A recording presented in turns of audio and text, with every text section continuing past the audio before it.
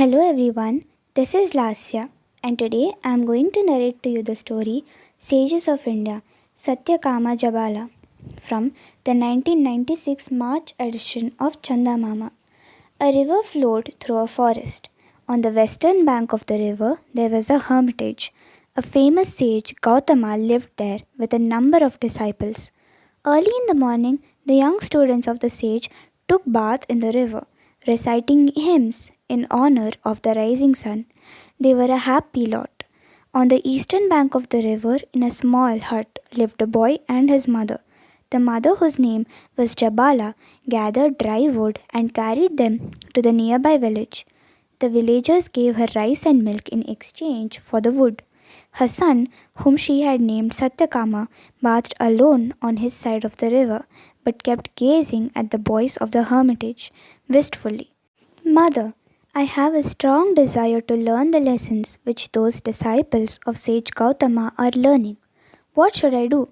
One day, Satyakama asked his mother, "Why don't you meet the sage and ask him about it?" suggested the mother.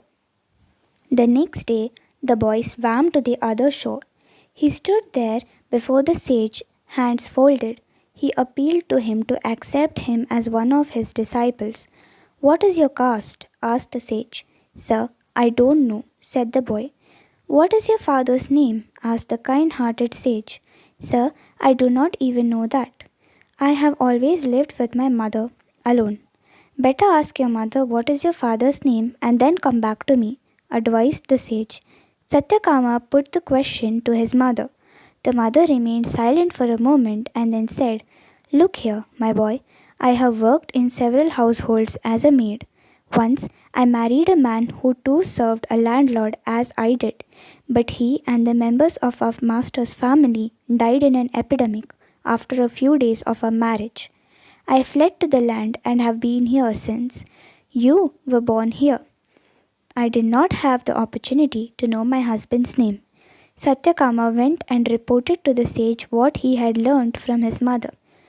The sage smiled and declared without the least hesitation, "You are of course a Brahmin, for a true Brahmin is one who always speaks the truth." Satyakama, who came to be known as Satyakama Jabala, was accepted as a disciple by Gautama. Soon he proved to be one of his best disciples and later became a great guru himself. His story shows that there was a time when one's caste was determined by one's nature and not necessarily by one's birth. Thank you.